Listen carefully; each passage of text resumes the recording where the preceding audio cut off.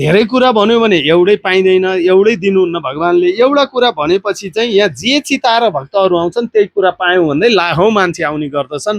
उहाँ चाहिँ गाईद्वारा पत्ता लाग्नु भएको रहेछ पूर्वकालमा पहिला।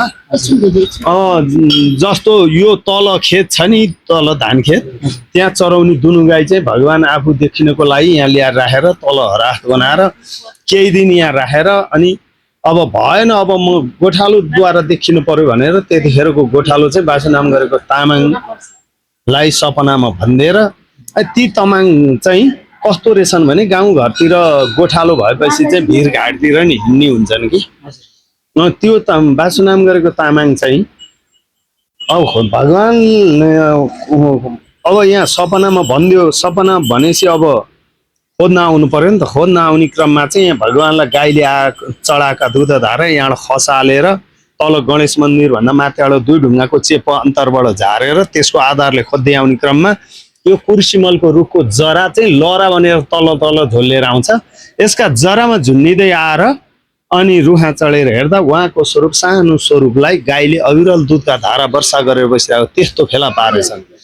अनि फेला पर्यो, अब के गर्ने त? अब गाई यहाँ छ, कसरी लाने, कसरी यहाँ आयो, कसरी लाने? अब यो सम्भावना नै छैन। यो भगवान बिना अरू दोस्रो कोही छ त यो कार्य गर्न सक्ने भनेर उहाँ त्यहीँ बसेर हजुरले जुन तरिकाले हजुरले यहाँ गाई लिएर आउनुभयो त्यही तरिकाले सकुशल जुन ठाउँबाट लिएर आउनु भएको छ त्यही ठाउँमा आइपुगोस् महादेव भनेर पुकारा गरेको भोलिपल्ट यहाँ दुध चढाउने गाई तर खेततिरै चलिरहेको भएपछि ओहो मैले जुन तरिकाले हिजो भनेर आएको थिएँ आज प्रत्यक्ष साक्षात्कार दर्शन पायौँ। हजुर शक्तिशाली हुनुहुने रहेछ, हजुरको कीर्ति फैलाउनेछौँ, पूजा लगाउनेछौँ, मेला लगाउनेछौँ, हजुरको जय होस् महादेव भनेर त्यहाँदेखि चाहिँ यहाँ मेला लाग्ने अर्थात् दर्शन गर्न आउने त्यस्तो क्रम जारी भएछ, क्रम सुरु भएछ।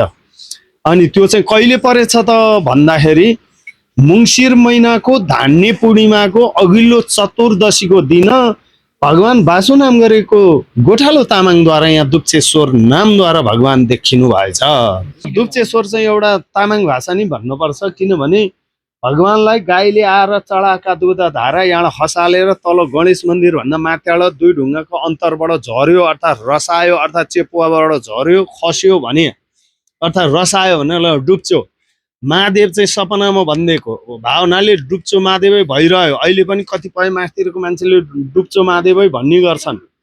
अनि त्यसलाई अब भ्रंश हुँदै भन्दै जाने क्रममा दुप्चे भएर ईश्वर हामी जस्तोले पछि राख्दै दुप्चेश्वर भएर त्यही नामद्वारा भगवान खुसी भएर अहिले व्यापकता भएर सञ्जाल भएर तीव्र गतिमा अघि बढिरहनु भएको छ।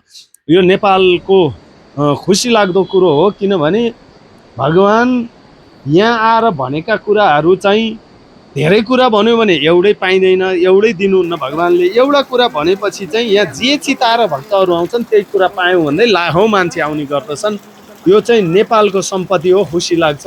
त्यो हिसाबले मन्दिर भयो प्राकृतिक मन्दिर, यो प्राकृतिक मन्दिर अटोमेटिक आफै उत्पत्ति भएको मन्दिर। यो मन्दिर सहित एउटै थान र शिलामा भगवान उत्पत्ति भएर स्वयं प्रत्यक्ष वास गर्नु भएको छ। यो चाहिँ के हो भने आफै संरचना भएको, यो आफै भगवान आएर पृथ्वी भ्रमण गर्दै जाने क्रममा आफै बस्नु भएको यहाँ भगवान महादेव।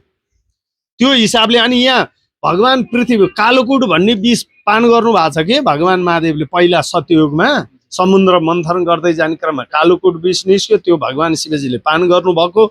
अनि त्यसको विषको प्रभाव पर्दै जाने क्रममा चाहिँ पृथ्वी भ्रमण गर्दै छटपटेर हिँड्दै जाने क्रममा पशुपतिनाथमा आएर बसेर यहाँ आएर बास बसेर यहाँ गोसाइँकुण्ड जानु भएको त्यस्तो किंवदन्ती हो। वास्तविकता चाहिँ त्यो। अनि अब यो अब भगवानको बस्ने ठाउँ त बनाउनु पर्यो नि त। अब यो चाहिँ अब अचम्मसँग बनेको छ, कलात्मक छ, एउटा सुन्दर छ, मिसिनले कुदेर बनाएको बुटै बुटायुक्त मार्मिक यो सुन्दर मन्दिर भगवानलाई अत्यन्तै प्यारो भएपछि यहाँ आएर ध्यान गरेर बस्नु भएछ। केही समय बसिसकेपछि अब यहाँबाट नि भएन भनेर यहाँबाट यसो पारले हान्नेर सूर्यकुण्डमा सोझै पुगेर त्यहाँबाट अनि दहहरू निर्माण गर्दै गर्दै गरेर गोसाइँकुण्डमा गएर माथिबाट त्रिशुलले रोपेर भित्तोलाई छेडेर त्यहाँबाट पानीका धारा निकालेर तल गएर जमिनमा त्रिशुलले रोपेर त्यहाँबाट नि पानी निकालेर दह निर्माण गरेर त्यहाँ बसेपछि भगवानलाई बहुत शीतल र आनन्द भयो भन्ने यहाँ धार्मिक मान्यता रहेको छ। र भगवान यहाँ अत्यन्तै शक्तिशाली भगवानको रूपमा त्यो रूप र नामद्वारा भगवान विराजमान हुनुहुन्छ। अनि त्यही रूप र नामद्वारा भगवान खुसी भएर अहिले अघि बढिरहनु भएको छ। नेपालको यो देवतीर्थ यहाँ चाहिँ भगवानको क्षेत्र हो। फेरि गोसाइँकुण्ड जानको लागि नि छोटो दूरीको बाटो पर्छ। यताबाट जाँदाखेरि हिँडेर जाँदा पनि छोटो दूरीको बाटो पर्छ। यो सूर्यकुण्डबाट बगेर आएको निकास सूर्यमती खोला अत्यन्तै पवित्र तीर्थको समीप बनाएर भगवान यो भिरमा केही समय ध्यान गरेर बस्छु भनेर बस्नु भएको रहेछ। भक्तहरूले थाहा पाइगए, थाहा पाएपछि आउनु परिगयो, आएपछि भन्नु परिगयो, भगवानलाई माग्नु परिगयो। मायाको रूप विमुख कसैलाई पठाउनु भएको छैन। पहिलादेखि अहिलेसम्म नै त्यही संस्कार छँदैछ।